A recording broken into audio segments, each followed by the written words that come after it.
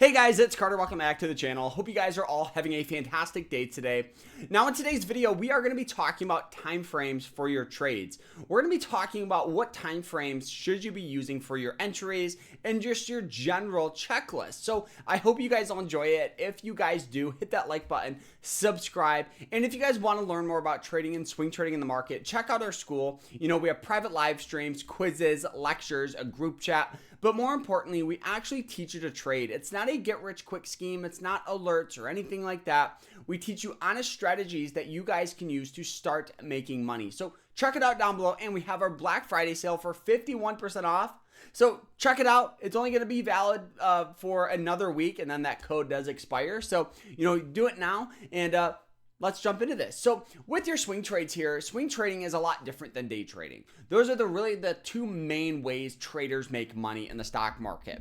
They either day trade or they swing trade. Obviously, there's a lot other ways you guys can make money in the market, but for trading purposes, you know, there's day traders and then swing traders. Day trading, you're in and out of position, you know, during the same trading day, and that really has a direct time frame that you guys should be using. Most day traders will look at the minute, the 5-minute, and the 5-day forecast or the 5-day chart to determine entry points, risk, support, resistance, all that stuff to enter a position.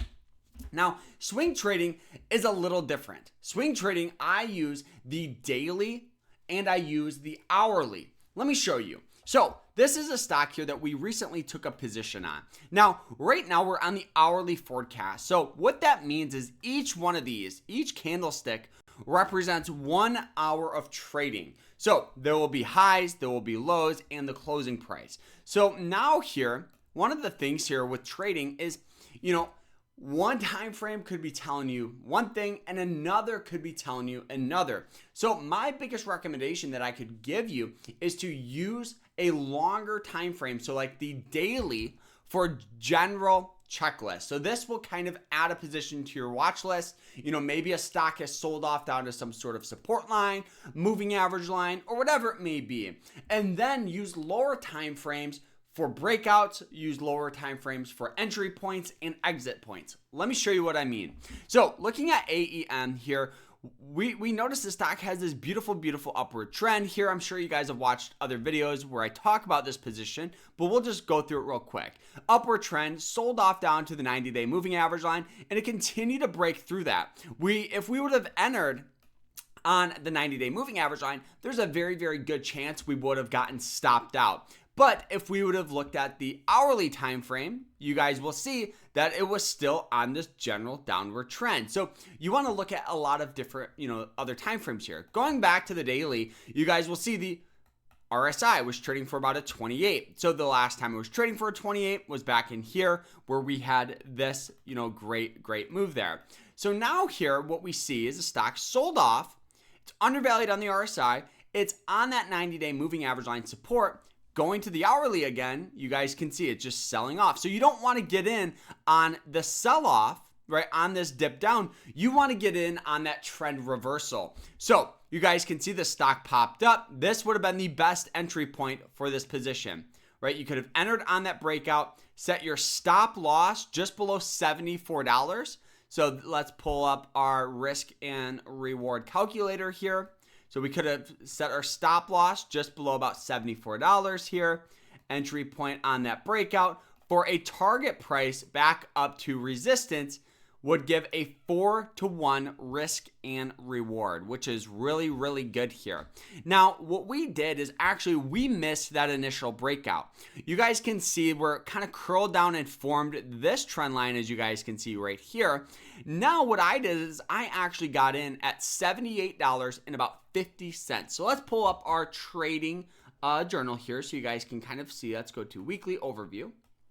Now, this was the only trade that we took here this past week. So our entry point was $78.50. Stop loss was at $76.55 to ensure good risk versus reward. And our profit was about $90. That was the goal. And so with the stock being about $84 a share, we're up about $840. And this is the only position that we took. Now, let's go back and see here. So we look at the daily, right? Going back to this, we look at the daily to determine if we should add it to the watch list.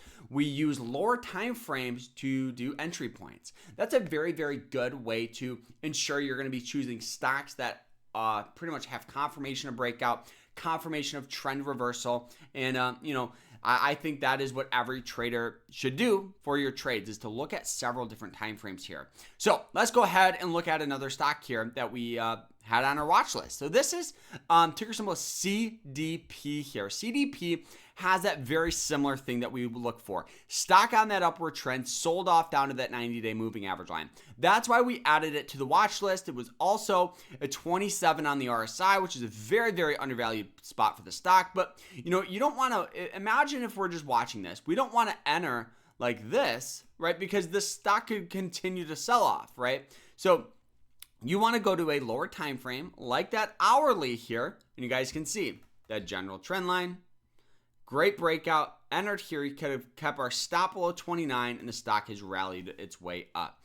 So looking at several different time frames, even the 5-minute, if you look back, this is what a lot more day traders will look for their entry points. I'm not a huge day trader. I will occasionally day trade if I see a massive opportunity, but each time frame kind of tells a different story. So it's your job as a trader to try to read that story and to determine your entries.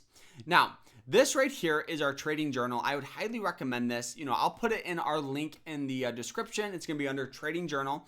And then the broker I am using, because a lot of people ask, is MOOMOO. So, make sure you guys sign up, and I hope you guys all enjoyed this. If you did, hit that like button, subscribe, check out our school, use different time frames is the biggest thing, and just start learning. Don't expect to make $1 million. And, I hope you guys all enjoyed this. If you did, hit that like button, subscribe, and we'll see you guys in the next one. Take care.